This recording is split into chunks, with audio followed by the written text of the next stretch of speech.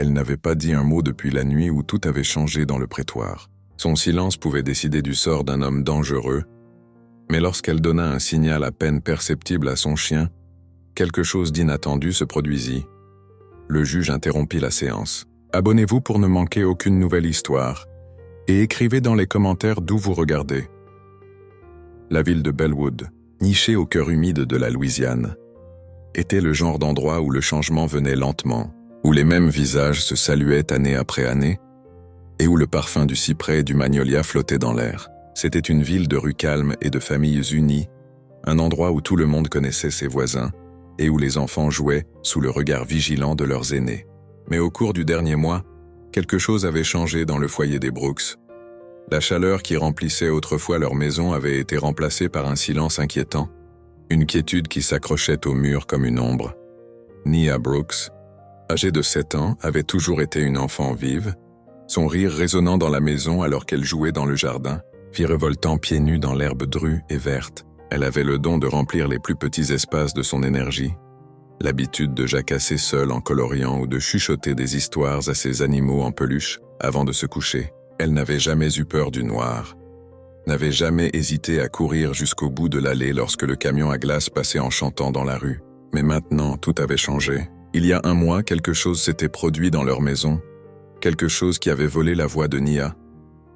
Sa mère, Camille Brooks, se souvenait de cette nuit avec une clarté qui lui glaçait le sang. Elle était rentrée tard de son service à l'hôpital, s'attendant à trouver sa fille endormie. Au lieu de cela, elle avait trouvé la porte d'entrée légèrement entr'ouverte, la serrure défaite. Son cœur lui avait sauté à la gorge alors qu'elle se précipitait à l'intérieur en appelant le nom de Nia. Elle trouva sa fille quelques minutes plus tard, cachée dans le placard de la chambre, recroquevillée en boule tremblante, les bras enroulés autour de ses genoux. Elle avait essayé de la persuader de parler, l'avait tenue près d'elle et lui avait murmuré des assurances, mais Nia n'avait fait que la regarder avec de grands yeux vides. Elle ne dirait pas ce qui s'était passé. Elle ne dirait pas qui était là. La police était arrivée, fouillant la maison à la recherche de signes d'effraction, de quelque chose de manquant ou de déplacé, mais il n'y avait rien. Pas de fenêtre brisée, pas d'empreinte de pas sur le sol, aucune indication que quelqu'un ait été à l'intérieur. Rien n'avait été volé, et il n'y avait aucune preuve d'un intrus. Finalement, les agents échangèrent des regards, leurs expressions prudentes mais dubitatives. Sans preuve, sans déclaration de témoin, il y avait peu de choses qu'ils pouvaient faire. L'affaire avait été classée comme une possible fausse alerte, et après quelques jours, la ville passa à autre chose.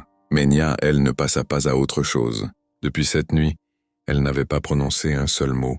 Elle avait cessé de jouer dehors, cessé de dessiner, cessé de répondre à quoi que ce soit d'autre que les instructions les plus directes. Elle mangeait à peine, dormait à peine. Camille avait tout essayé. Ses livres préférés, son lapin en peluche, les bains chauds et les berceuses, mais rien n'y faisait. Sa fille sombrait de plus en plus dans le silence, de plus en plus loin du monde qui l'entourait.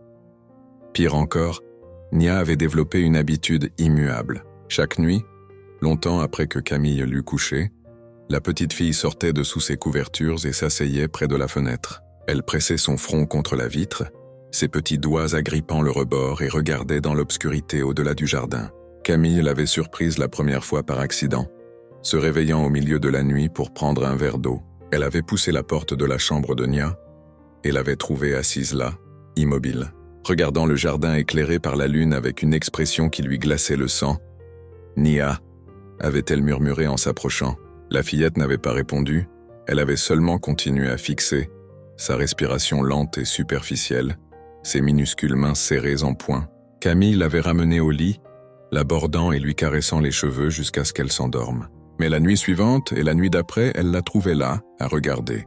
Au début, Camille avait essayé de se raisonner. Peut-être que Nia était juste agitée, peut-être qu'elle attendait quelque chose. Son père qui n'avait jamais fait partie de leur vie, ou une réponse à une question qu'elle ne pouvait pas poser. Mais à mesure que les jours s'étiraient en semaines, le sentiment de malaise ne faisait que grandir. Ce n'était pas seulement qu'elle regardait, c'était la façon dont elle regardait, comme si elle attendait que quelque chose revienne. La peur commença à s'installer profondément dans les os de Camille. Une crainte instinctive qu'elle ne pouvait expliquer. Elle commença à vérifier les serrures chaque nuit, tirant les rideaux avant de se coucher, laissant la lumière du porche allumée, même si elle faisait peu pour percer l'obscurité au-delà des arbres. Et pourtant, quoi qu'elle fasse, le sentiment persistait. La police avait déjà classé l'affaire, ne voulant pas poursuivre un crime qui ne laissait aucune trace. Camille les avait appelés une fois de plus après s'être réveillée pour trouver le portail d'entrée grand ouvert, bien qu'elle l'eût verrouillé la veille. Mais encore une fois, il n'y avait rien à trouver. La seule personne qui semblait la prendre au sérieux était le détective Adam Evans. Il avait été l'enquêteur principal le soir où Camille avait signalé l'effraction et, bien qu'il fût lié par le même manque de preuves que le reste du département, quelque chose dans l'affaire l'avait préoccupé. Il rendit visite à la maison une semaine plus tard, s'asseyant à la table de la cuisine pendant que Camille lui servait une tasse de café. Il écoutait attentivement, la regardant de ses yeux sombres et perspicaces pendant qu'elle expliquait ce qui se passait depuis cette nuit. Elle n'a pas dit un seul mot, dit Camille en serrant ses mains autour de sa tasse, pas même un murmure, et elle reste assise là, regardant par la fenêtre tous les soirs. Evans se pencha légèrement. « Vous pensez qu'elle cherche quelque chose, Camille ?» Camille hésita. « Je pense qu'elle a peur. » Le détective jeta un coup d'œil vers le couloir où Nia était recroquevillée sur le canapé, feuilletant machinalement les pages d'un livre qu'elle ne lisait pas. « Je sais que cela n'a pas beaucoup de sens, Camille, » admit-elle en baissant la voix. « Mais je le sens, Adam. Quelque chose ne va pas. Ce n'est pas juste dans sa tête. Quelqu'un était là cette nuit-là. Quelqu'un la regardait. » Evans ne la rejeta pas d'emblée. Il hocha la tête, posant sa tasse. « Le problème, c'est que sans déclaration de sa part, il y a une limite à ce que je peux faire. Si seulement elle pouvait nous le dire. » « Elle ne peut pas, » l'interrompit Camille, secouant la tête. « Elle ne le fera pas. » Evans expira, se frottant la main sur sa mâchoire. Il regarda à nouveau Nia pensif. « Avez-vous envisagé la thérapie? Un spécialiste qui travaille avec des cas de traumatisme? » « J'ai essayé, dit Camille, mais elle ne leur parle pas non plus. Ils disent qu'elle souffre de mutisme sélectif, que c'est une réponse au traumatisme. » Evans hocha lentement la tête, réfléchissant. Alors peut-être que les mots ne sont pas la réponse. Camille fronça les sourcils. « Que voulez-vous dire? Il y a d'autres façons d'aider un enfant à se sentir de nouveau en sécurité, dit-il. D'autres façons de l'aider à guérir. » Elle pouvait entendre le poids de la suggestion dans sa voix, et à la fin de la semaine, elle avait pris sa décision. Camille avait toujours été prudente dans ses décisions concernant Nia. En tant que mère célibataire, chaque choix pesait lourdement sur ses épaules, chaque pas mesuré par rapport aux conséquences possibles. Elle n'avait pas le luxe de l'essai et de l'erreur en ce qui concernait le bien-être de sa fille. Mais après cette conversation avec le détective Evans, quelque chose se déposa dans son esprit comme une pierre tombant dans l'eau. Elle devait faire quelque chose de différent. Parler ne fonctionnait pas, attendre ne fonctionnait pas, et chaque nuit où elle trouvait sa fille assise à la fenêtre, silencieuse et immobile, elle ressentait un sentiment d'impuissance grandissant. L'idée d'un animal de thérapie n'était pas quelque chose qu'elle avait jamais envisagé auparavant, mais après avoir passé des heures à lire des articles et des études de recherche sur le sujet, elle ne pouvait pas se défaire du sentiment que c'était peut-être exactement ce dont Nia avait besoin. Les animaux ont un moyen d'atteindre les gens lorsque les mots échouent. Ils peuvent offrir la sécurité, la stabilité, la compagnie, et peut-être, juste peut-être, un chien pourrait aider Nia à retrouver son chemin hors du lieu sombre dans lequel elle s'était réfugiée. Une semaine après la conversation avec Evans, Camille prit rendez-vous dans un centre de rééducation spécialisé qui formait des chiens d'assistance pour les survivants de traumatisme. Le centre était situé à la périphérie de la ville, un long trajet au-delà de vastes champs et de forêts denses. Alors qu'elle se garait sur le parking de gravier, elle jeta un coup d'œil à Nia dans le rétroviseur. La petite fille était assise tranquillement dans son rehausseur, les mains croisées sur ses genoux, les yeux distants. « Nous sommes arrivés, chérie ?» dit Camille doucement. Nia ne répondit pas. Elle ne le faisait plus ces jours-ci. Camille se pencha en arrière, lui serra les petits doigts, puis détacha sa ceinture et sortit de la voiture. Le soleil était bas dans le ciel, projetant de longues ombres sur la propriété clôturée du centre. Plusieurs chiens erraient dans le grand espace d'entraînement extérieur. Certains jouant, d'autres assis sagement à côté de leur maître. Une femme d'une quarantaine d'années, aux yeux vifs et à l'attitude calme, s'approcha d'elle lorsqu'elles montèrent sur le porche d'entrée de l'établissement. « Vous devez être Camille », dit la femme en lui offrant une poignée de main ferme mais chaleureuse. « Je suis le docteur Allison Vaux. Nous avons parlé au téléphone. » Camille hocha la tête. « Merci de nous recevoir, docteur. Le regard du docteur Vaux se tourna vers Nia, son expression s'adoucissant. Elle n'essaya pas d'engager la conversation avec l'enfant, ne se mit pas à genoux et ne parla pas d'une voix aiguë comme beaucoup de gens bien intentionnés le faisaient. Au lieu de cela, elle se contenta de sourire et de désigner l'entrée. « Entrons », dit-elle. L'intérieur du centre était propre et bien éclairé, l'odeur d'antiseptique se mêlant à l'odeur terreuse des chiens. Des photos encadrées tapissaient les murs, des images d'enfants avec leurs chiens d'assistance, leurs expressions allant de la confiance tranquille à la joie sans retenue. « Nous travaillons avec une variété de cases ici », expliqua le docteur Vaux en les guidant dans un couloir. Les enfants souffrant d'autisme, de TSPT, de troubles anxieux. Certains de nos chiens sont entraînés spécifiquement pour les handicaps physiques, d'autres pour le soutien émotionnel. Elle s'arrêta devant une grande pièce avec des fenêtres du sol au plafond, donnant sur la cour d'entraînement. À l'intérieur, plusieurs chiens se reposaient sur de grands lits orthopédiques tandis que d'autres suivaient leur maître dans une série d'exercices. Je sais que vous avez mentionné au téléphone que Nia souffre de mutisme sélectif. Continua le docteur Vaux, en jetant un bref coup d'œil à la petite fille qui se tenait silencieusement à côté de sa mère. A-t-elle déjà montré un intérêt pour les animaux auparavant? Camille hésita. Elle aimait regarder des vidéos de chiots quand elle était plus jeune, et elle avait un chien en peluche qu'elle emportait partout quand elle avait 3 ans. Le docteur Vaux hocha la tête. C'est un bon début. Elle appuya sur un bouton de l'interphone à côté de la porte. Quelques instants plus tard, un autre dresseur entra dans la pièce tenant en laisse un grand berger allemand. « Voici Rex », dit le docteur Vaux. « C'est un officier K9 à la retraite. » Le souffle de Camille se coupa légèrement lorsqu'elle contempla la taille du chien. Il était impressionnant, grand et fort. Son pelage un mélange de noir profond et de fauve chaud. Une longue cicatrice dentelée courait le long de son flanc, un rappel visible de son passé. Il était assis avec une posture parfaite, ses oreilles dressées, ses yeux bruns foncés balayant la pièce avec une intelligence calme. « Il a été blessé en service », continua le docteur Vaux. « Il a reçu un coup de couteau sur le côté en protégeant son maître. Il s'est rétabli, mais le département a décidé de le retirer tôt. Il est dans notre programme depuis 1 an maintenant, travaillant avec des enfants qui ont subi un traumatisme. » Camille regarda Nia, incertaine de ce à quoi s'attendre. La petite fille n'avait pas bougé, n'avait pas parlé, mais ses yeux étaient fixés sur Rex. Elle ne détournait pas le regard, ne se recroquevillait pas. Rien que cela ressemblait à une percée. Le docteur Vaux s'agenouilla à côté du chien et donna un petit ordre. « Reste !» Rex resta parfaitement immobile. Son regard se tourna vers Nia, mais il n'approcha pas. Le docteur Vaux se tourna vers la fillette. « C'est un très bon auditeur, dit-elle doucement. Si jamais tu veux qu'il s'approche, tout ce que tu as à faire, c'est de tendre la main. » Nia resta figée pendant un long moment.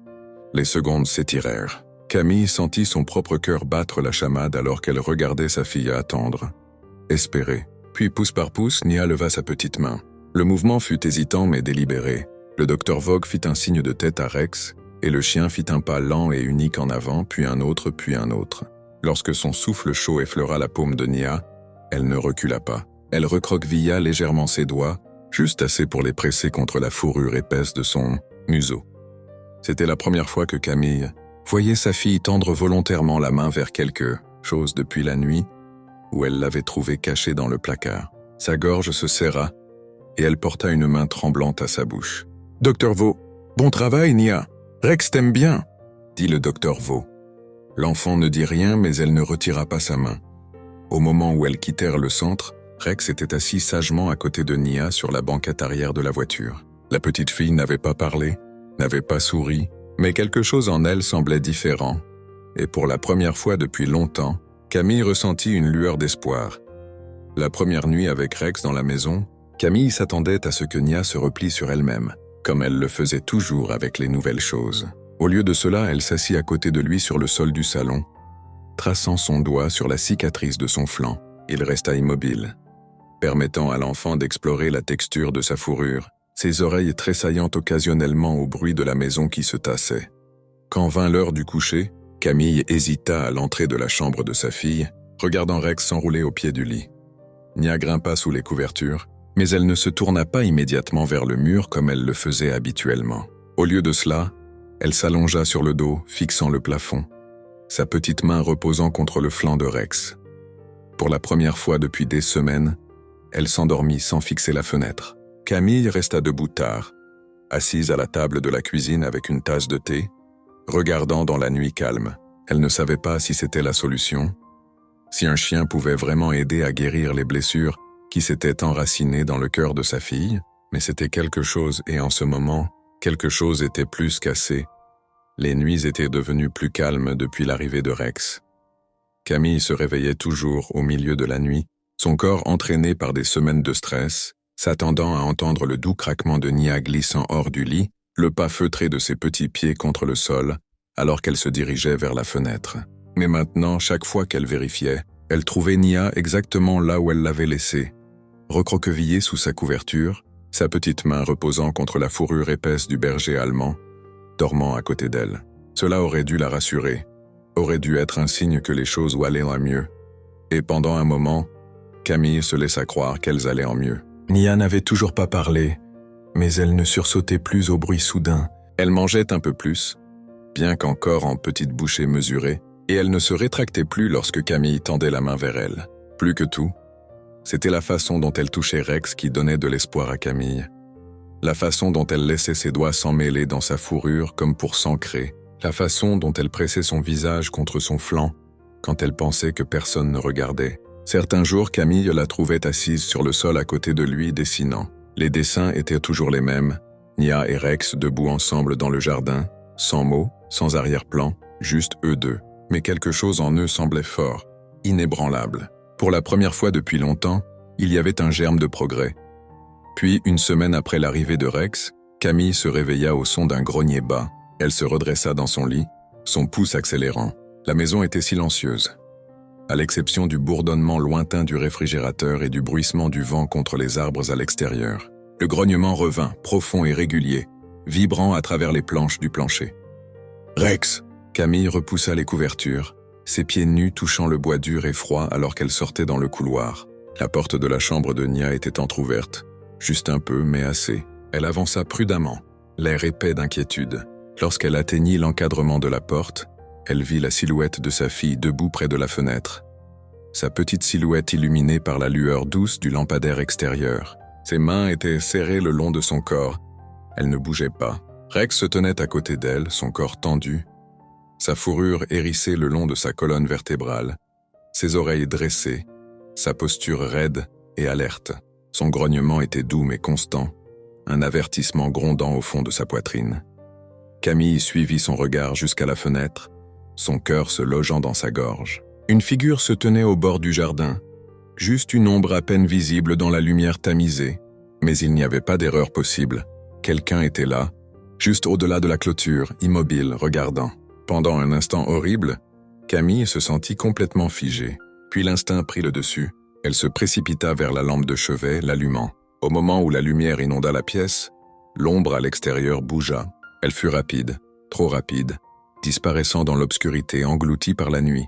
Rex aboya, un son vif et autoritaire qui fit frissonner Camille. Nia tressaillit mais ne bougea pas. Elle fixait toujours le jardin vide, son expression illisible.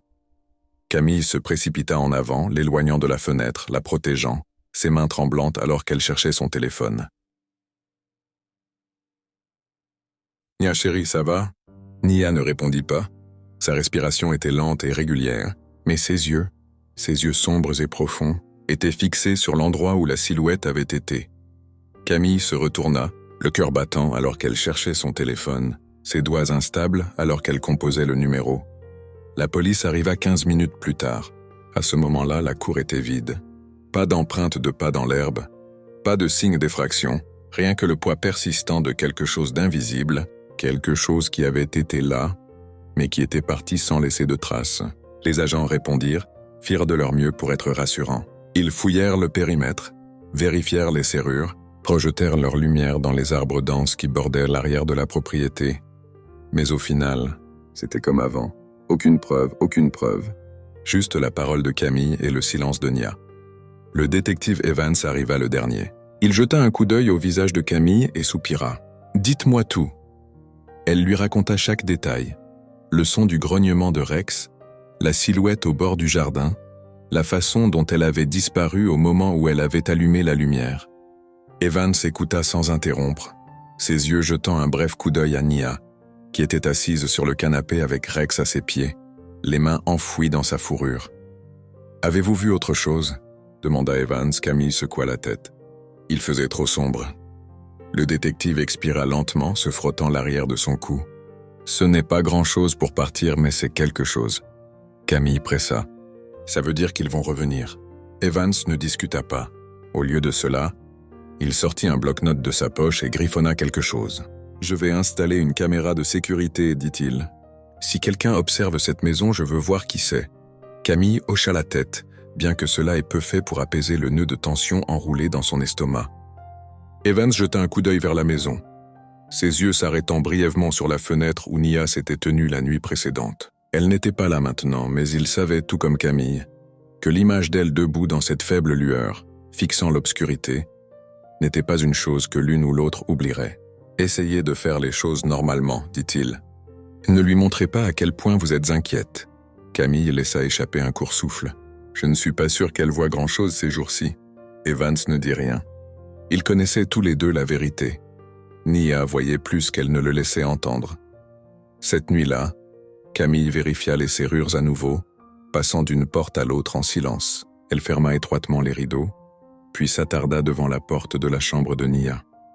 À travers la petite fente, elle pouvait voir la faible lueur de la veilleuse de sa fille, la forme de Rex enroulée au pied du lit, ses oreilles tressaillant au moindre bruit. Cela semblait sûr.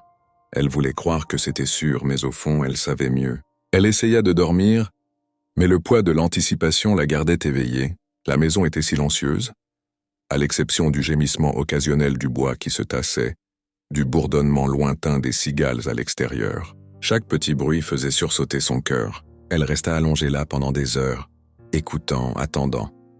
À un moment donné, l'épuisement prit le dessus. Elle dériva, ses rêves agités, remplis de formes indistinctes, se déplaçant dans l'obscurité. Puis soudain, un bruit, un aboiement bref et guttural. Camille se redressa, son pouls martelant dans ses oreilles, alors qu'elle jetait les couvertures et courait dans le couloir. La porte de la chambre de Nia était ouverte à nouveau, tout comme la nuit précédente. Rex se tenait près de la fenêtre, son corps rigide, sa posture protectrice. Il grognait, profond et menaçant, ses dents découvertes, sa fourrure hérissée le long de sa colonne vertébrale. Nia était à côté de lui, sa petite main agrippant son collier. Camille remarqua à peine ses propres mouvements. Elle les rejoignit en quelques secondes, suivant le regard du chien vers la cour. Là, une ombre sombre se tenait juste au-delà de la portée de la lumière du porche, regardant tout à l'intérieur. Camille devint froide. Elle bougea sans réfléchir, tendant la main vers la lampe et inondant la pièce de lumière. L'ombre bougea, mais cette fois elle ne disparut pas immédiatement.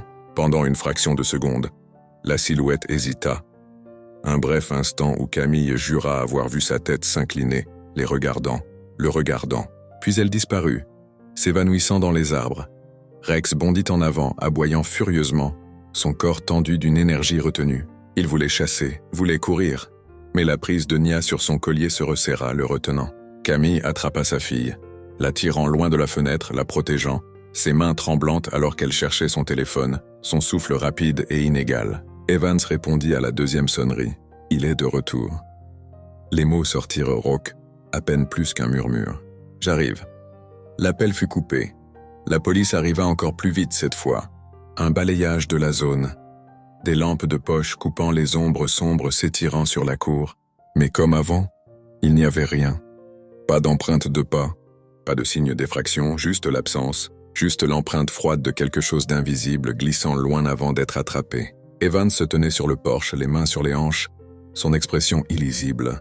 Il avait regardé les images de la caméra de sécurité, avait vu la silhouette qui s'attardait juste derrière la clôture. Mais ce n'était pas suffisant. L'image était trop sombre, trop granuleuse. « Il vous teste, dit Evans finalement. Il voit jusqu'où il peut aller avant que vous paniquiez, Camille. » Camille déglutit. « Qu'est-ce que je fais ?» Evans regarda vers la maison. Rex était assis au pied de Nia, ses yeux toujours fixés sur la cour. La fille se tenait debout, une main enfouie dans sa fourrure épaisse, l'autre tenant fermement contre sa poitrine un morceau de papier. Evans fronça les sourcils. « Qu'est-ce que c'est ?» Camille regarda sa fille, puis arracha prudemment le dessin de ses doigts. Son estomac se serra. C'était une autre image. Nia et Rex, la cour, la fenêtre et l'ombre. Mais cette fois, il y avait quelque chose de nouveau, un détail qui n'était pas dans les autres. La figure avait une main, et sur cette main, une longue cicatrice dentelée. La prise de Camille sur le papier se resserra. Evans se pencha, sa voix basse. Elle se souvient. Pour la première fois depuis que tout avait commencé, quelque chose changea. Pas seulement la peur, pas seulement l'impuissance, quelque chose de solide, quelque chose de réel, un indice. Et Camille savait que ce n'était pas terminé. Pas encore. Le clou dans le dessin était étalé sur la table de la cuisine entre eux. Les couleurs étaient vives contre le papier blanc.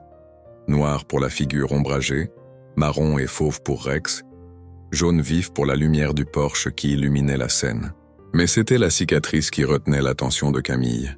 Elle était longue, dentelée, coupant la main de la figure comme un rappel de quelque chose d'inachevé, de quelque chose laissé derrière.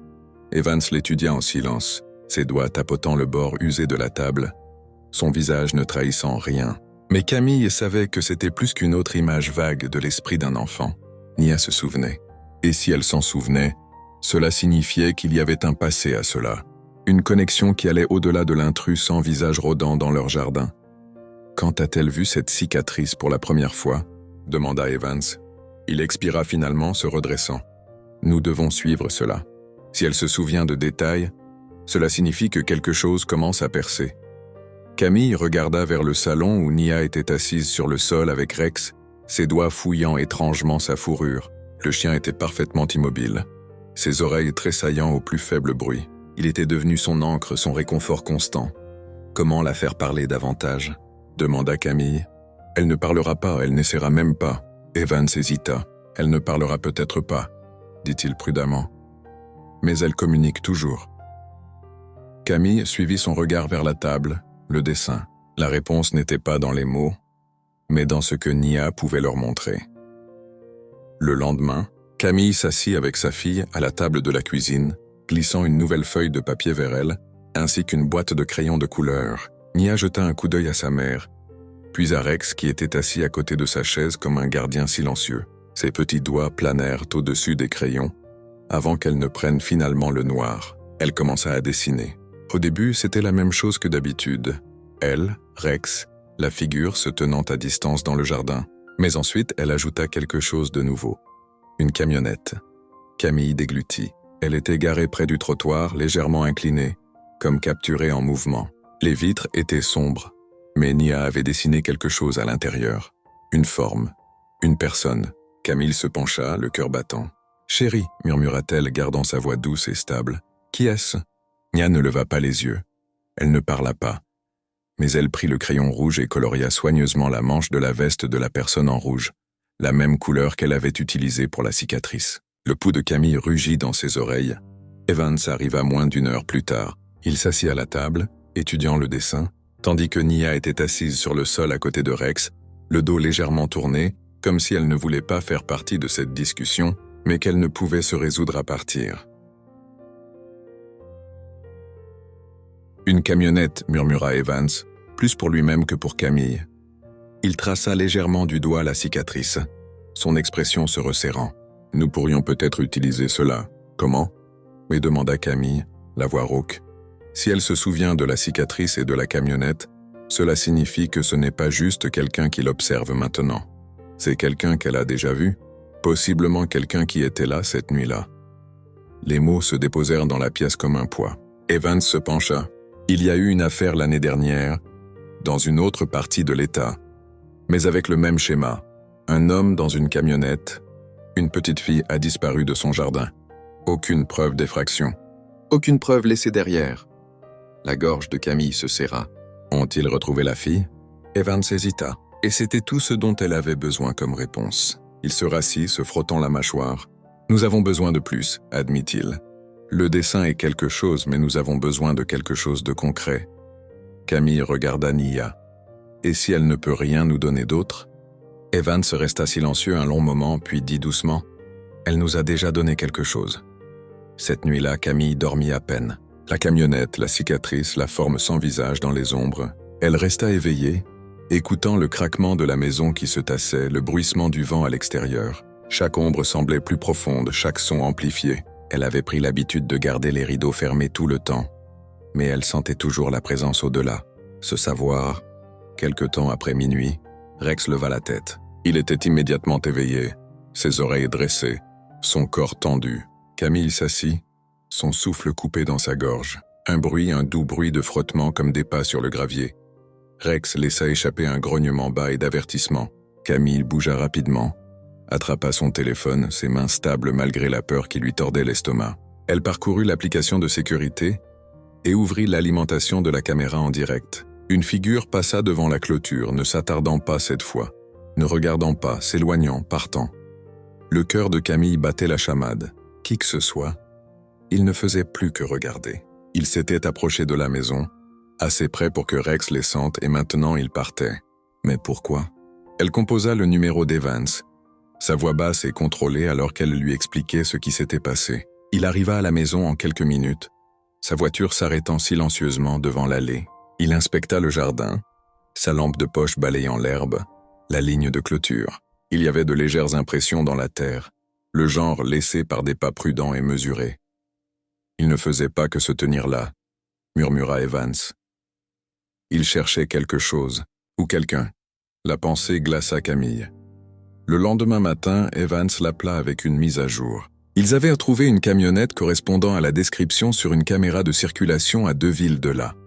Elle était immatriculée au nom d'un homme nommé Carl Deveau, un chauffeur-livreur avec un casier judiciaire pour vol mineur et intrusion.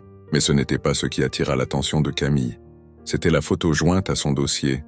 Sa main, la cicatrice. Camille sentit son estomac se nouer. C'était lui, l'homme des dessins de Nia, l'homme qui avait été dans leur jardin, l'homme qui avait à un moment donné pris sa fille.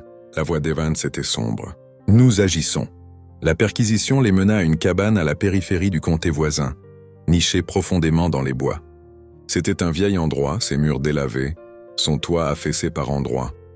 Le genre d'endroit qui passait inaperçu, oublié. Mais quelque chose n'allait pas. Rex le sentit dès qu'ils sortirent de la voiture. Sa posture changea, sa queue se raidit, ses oreilles s'aplatirent. Il laissa échapper un grognement bas et constant. Evans échangea un regard avec son équipe. Ils entrèrent prudemment. La porte d'entrée était verrouillée, mais une fenêtre latérale avait été laissée ouverte juste assez pour suggérer que quelqu'un avait été négligent ou confiant. L'intérieur était spartiate. Une vieille table, une paillasse, une dispersion de boîtes de conserve vides. Mais Evans remarqua autre chose. Une plaque de plancher en bois légèrement surélevée sur le bord. Son pouce accéléra. Il s'agenouilla, pressant ses doigts contre la couture, elle était lâche. D'un signe de tête silencieux à son équipe, il la souleva. Un escalier menant vers le bas. L'air changea alors qu'il descendait. Il était humide, vicié, et puis un bruit, une respiration douce, faible. Le faisceau de la lampe de poche d'Evans balaya la cave. Les murs étaient bordés d'étagères, de vieux outils, de boîtes de conserve de peinture rouillées. Mais dans le coin le plus éloigné, à moitié caché dans l'ombre, une fille. Ses vêtements étaient déchirés, sa peau pâle, ses yeux grands ouverts de peur. Elle avait été enchaînée à la cheville. Mais le cadenas était faible. Evans bougea rapidement, déverrouillant la manille, la soulevant doucement. « Emma Sullivan », souffla-t-il, la fille qui avait disparu il y a 6 mois. Vivante, Camille se tenait au sommet des escaliers, figée. Rex était assis à côté d'elle, immobile comme la pierre. Elle regarda l'enfant, puis Evans, puis à nouveau le sombre escalier. Les pièces tombaient en place, et elle savait au fond de ses os que cela ne concernait plus seulement Nia. Le verdict du silence le prétoire était bondé, les rangées de bancs en bois chuchotant entre elles, leurs voix feutrées mais électriques de curiosité. L'affaire avait saisi la ville, débordant des limites tranquilles de leur communauté et atteignant les nouvelles régionales. Tout le monde voulait voir l'homme qui avait volé des enfants. Tout le monde voulait être témoin de la justice rendue. Camille était assise au premier rang avec Nia à ses côtés, la petite fille blottie contre elle, ses doigts agrippés fermement à la fourrure épaisse de Rex, qui était couché sagement à ses pieds. Le chien restait immobile, mais ses yeux étaient vifs, balayant la pièce comme s'il cherchait des menaces invisibles. Il était une présence de force stable, un gardien au milieu du chaos. De l'autre côté de la pièce, Carl Deveau était assis à la table de la défense, son visage impassible, ses mains reposant calmement sur ses genoux. Il portait la même expression insignifiante qu'il avait le jour de son arrestation, comme si rien de tout cela ne le touchait. Mais Camille pouvait le voir, la tension dans ses doigts, le clignotement occasionnel de sa mâchoire alors qu'il serrait les dents. Il était nerveux et il devrait l'être. La procureure Jenna Collins se leva pour prononcer sa déclaration liminaire. Elle était tranchante et méthodique, son ton mesuré mais ferme. Elle dépeignit les crimes de Devo, les mois de harcèlement, la planification méticuleuse, le moment où il avait enlevé Emma Sullivan de sa maison au milieu de la nuit, le fait qu'il était revenu pour surveiller Nia, afin de s'assurer que ses secrets restaient enfouis. Lorsqu'elle parla d'Emma, les parents de la fille, assis quelques rangs derrière Camille, laissèrent échapper un doux sanglot. Emma elle-même n'était pas présente aujourd'hui. Ses médecins avaient déterminé qu'elle n'était pas prête à affronter son ravisseur, mais sa déclaration avait été enregistrée, un récit obsédant de murs froids et humides, et de menaces chuchotées dans le noir. L'avocat de la défense de Devo, un homme raide en costume gris nommé Michael Graves, se leva ensuite. Son approche était claire. Discréditer les preuves, dépeindre son client comme une victime des circonstances. Il argua que les images de sécurité étaient inconcluantes, que les dessins étaient l'imagination d'un enfant qui s'emballait, qu'il le témoignage d'Emma Sullivan était peu fiable après des mois de traumatisme. Mais Camille n'était pas inquiète. Elle avait vu le visage de Devo lorsqu'ils avaient retrouvé Emma, le léger élargissement de ses yeux, le léger tressaillement de ses mains. Il savait que c'était fini. Le procès se déroula rapidement. Les témoins furent appelés, Evans qui décrivit l'enquête en détail, l'expert légiste qui confirma l'ADN de Devo sur les chaînes trouvées dans la cave, l'agent qui l'avait arrêté. Mais lorsqu'il fut temps pour Nia de monter à la barre, la salle changea. Un silence tomba sur le tribunal alors que Camille guidait sa fille vers l'avant. Les petits doigts de Nia ne quittèrent jamais la fourrure de Rex, son agrippement se resserrant lorsqu'elles atteignirent le banc des témoins. Le juge, un homme âgé aux yeux sages, permit à Rex de s'asseoir à côté d'elle, comprenant l'importance de sa présence. Jenna Collins s'approcha prudemment, sa voix douce. « Nia, chérie, te souviens-tu pourquoi nous sommes ici aujourd'hui ?» Nia ne parla pas, elle se contenta de hocher la tête, ses yeux sombres se tournant vers l'homme de l'autre côté de la pièce. « Peux-tu nous dire si tu as déjà vu cet homme auparavant ?» Jenna fit un geste vers Devo. Nia ne répondit pas avec des mots. Au lieu de cela, elle leva son bras, son petit doigt pointant directement sur lui. La réaction fut immédiate. Un murmure se répandit dans la foule. L'avocat de Devo se leva brusquement. Objection. L'enfant a été exposé à plusieurs reprises à des images de mon client avant le procès. Cette identification n'est pas fiable. Le juge leva la main pour le silence. Rejeté. Continuez, mademoiselle Collins. Jenna s'accroupit légèrement en gardant sa voix douce. Nia, cet homme t'a-t-il déjà parlé ? Pendant un long moment, rien ne se passa. La respiration de Nia était superficielle. Ses doigts agrippaient fermement à la fourrure de Rex. Puis, presque imperceptiblement, sa main tressaillit. Un mouvement subtil. Mais Rex comprit. Les oreilles du berger allemand se dressèrent, ses muscles se tendirent sous la main de Camille. Un grognement bas résonna de sa poitrine, non pas agressif, mais ferme. Une réaction, une reconnaissance. La salle se tut. Devo se raidit, ses jointures blanchissant contre la table. Jenna le vit, tout comme le jury. Le grognement s'épaissit, un son de certitude, d'avertissement, de vérité. Rex savait. Devo bougea, sa composure se fissurant, sa jambe s'agitant sous la table, ses doigts tapotant contre le bois poli. Il se désintégrait.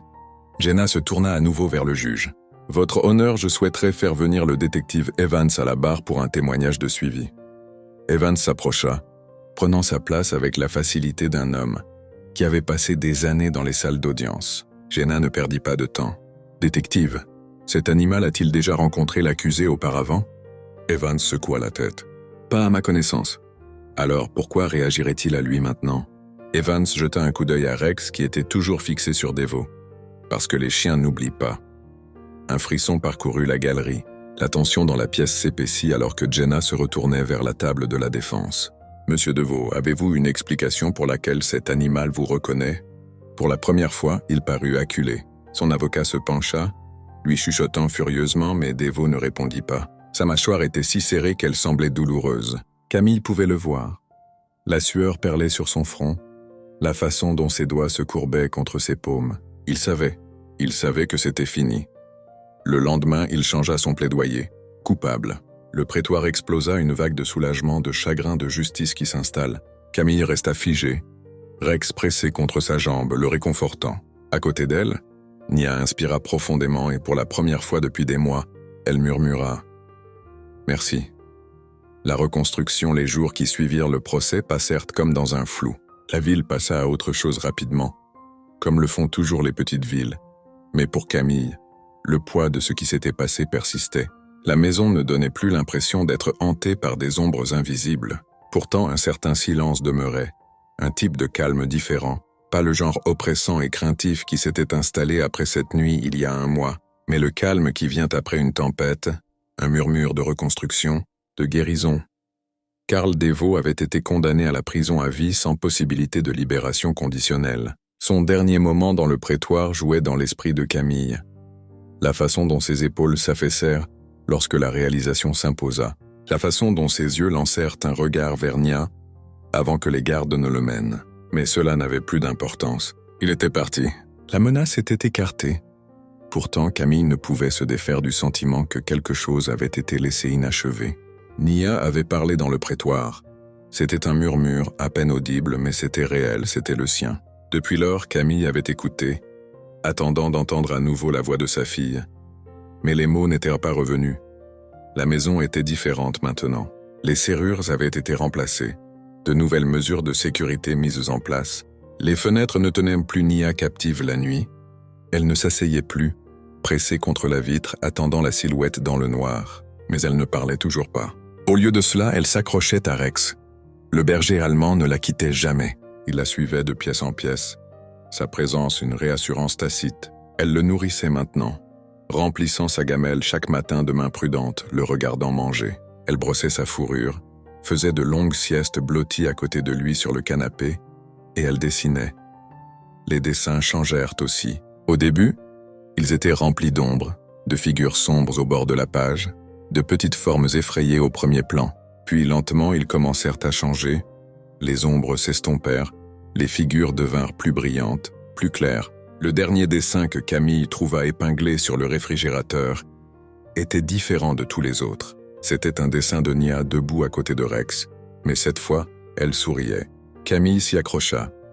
Les jours passèrent, les cauchemars devinrent moins fréquents. Nia se réveillait parfois la nuit, tremblante, s'accrochant à Rex, mais la terreur silencieuse avait disparu de ses yeux. Elle ne se figeait plus lorsqu'on frappait à la porte. Elle ne se raidissait plus lorsque Camille quittait la pièce. Elle guérissait, un pas à la fois. Un soir, Camille se retrouva assise sur la terrasse arrière, une tasse de thé à la main, alors qu'elle regardait Nia dans le jardin. Le soleil se couchait, le ciel peint de roses et d'oranges doux. La fillette était assise en tailleur sur l'herbe, regardant Rex se rouler paresseusement sur le dos, ses pattes frétillant. C'était paisible. Camille expira, se permettant de ressentir cette paix. Cela faisait longtemps qu'elle ne s'était pas permis cela. Puis elle l'entendit. Un rire doux, discret, mais incontestable. Elle se retourna brusquement, son cœur cognant contre ses côtes. Nyariae, ce n'était pas le gloussement insouciant dont Camille se souvenait d'avant. Mais c'était réel. C'était le sien. Des larmes lui piquèrent les yeux alors qu'elle posait sa tasse, se levant lentement, ne voulant pas effrayer le moment. Rex s'était redressé maintenant, sa queue remuant alors qu'il fixait Nia, la langue pendante. La fillette tendit la main et lui frotta la fourrure. « Bon garçon », murmura-t-elle. Le souffle de Camille se coupa. Elle n'avait pas imaginé. Nia avait parlé. Les mots étaient doux, fragiles, comme s'ils se testaient pour la première fois depuis des mois, mais ils étaient là. L'air autour d'elle changea. Nia leva les yeux, croisant le regard de Camille. Quelque chose passa entre elles. Une compréhension, un moment de soulagement partagé. Puis, lentement, prudemment, Nia se leva. Elle marcha vers l'endroit où Camille se tenait, figée sur le porche, ses petites mains se tortillant le long de ses côtés. Nia hésita un long moment, puis, presque imperceptiblement, elle murmura « Tu m'as manqué ». Les mots brisèrent quelque chose à l'intérieur de Camille. Elle tira sa fille dans ses bras, la serrant fort, sa gorge se fermant contre le sanglot qui menaçait de la submerger. « Tu m'as aussi manqué, bébé », murmura-t-elle dans ses cheveux. Elle sentit Nia expirer contre elle, une lente et régulière libération, comme si elle laissait tomber quelque chose de lourd. Et puis enfin, complètement, sa fille lui était revenue. La route devant elle ne serait pas facile. Il y aurait encore des cauchemars, il y aurait encore des souvenirs, des cicatrices laissées dans les espaces silencieux entre les jours. Mais elles y feraient face ensemble, car maintenant Nia n'était plus piégée dans le silence. Elle avait retrouvé sa voix, et elle ne la laisserait jamais s'envoler. Si vous avez aimé cette histoire, assurez-vous de vous abonner pour ne pas manquer d'autres histoires comme celle-ci. Consultez d'autres vidéos pour plus d'histoires captivantes et n'oubliez pas de partager cette vidéo avec d'autres personnes qui pourraient l'apprécier.